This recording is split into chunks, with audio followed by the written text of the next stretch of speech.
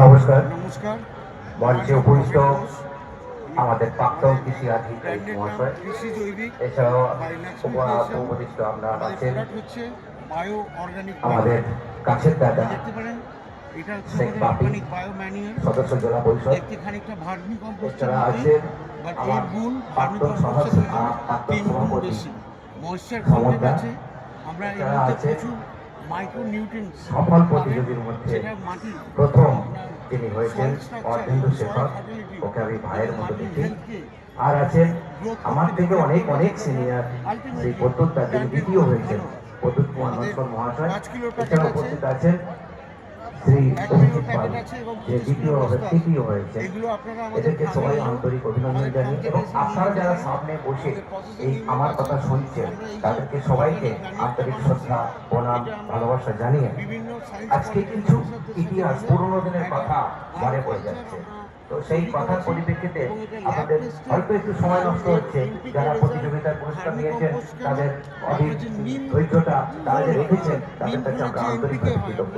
হ্যাঁ, ইতিহাস বলতে গিয়ে যে কথাটা মনে আসছে, এই অর্গানিক 1992 সালের ঠিক শেষ দিকে এনপিকে হঠাৎ করে আমাদের তৎকালীন যারা ছিলেন স্বর্গীয় সন্তোষ কুমার রায়, স্বর্গীয় জয়দেব হালদার মহাশয়, স্বর্গীয় গণেশ ঘোষ মহাশয় এবং আমার এখনো পর্যন্ত সহযোগী শ্রী সমরচন্দ্র নায়ক মহাশয়, এছাড়া স্বর্গীয় স্বর্গীয় সুজিত কুমার মণ্ডল মহাশয় এবং নীললাল সাউ মহাশয়, এরা মূলত এখানে আমাদের south 24 Pargana West zone horticulture society গঠনে মূল ভূমিকা নিয়েছিলেন, মুখ্য ভূমিকা নিয়েছিলেন।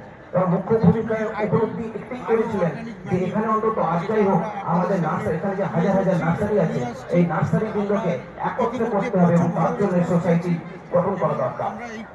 সেই যেমন উদ্দেশ্য ঠিক সঙ্গে সঙ্গেই দেখা গেল যে সোসাইটি গঠন হয়ে গেল এবং তার জন্য দরকার হয়ে পড়লো হঠাৎ করে যে পরামর্শ করতে গেলে চিন্ময়কে দরকার। তো আমার খুব মনে পড়ছে, আমাকে হাত ধরে নিয়ে এসেছিলেন, আমি তখন খুব বাচ্চা ছেলে, তো হাত ধরে নিয়ে এসেছিলেন স্বর্গীয় জয়দেব হালদার মহাশয়।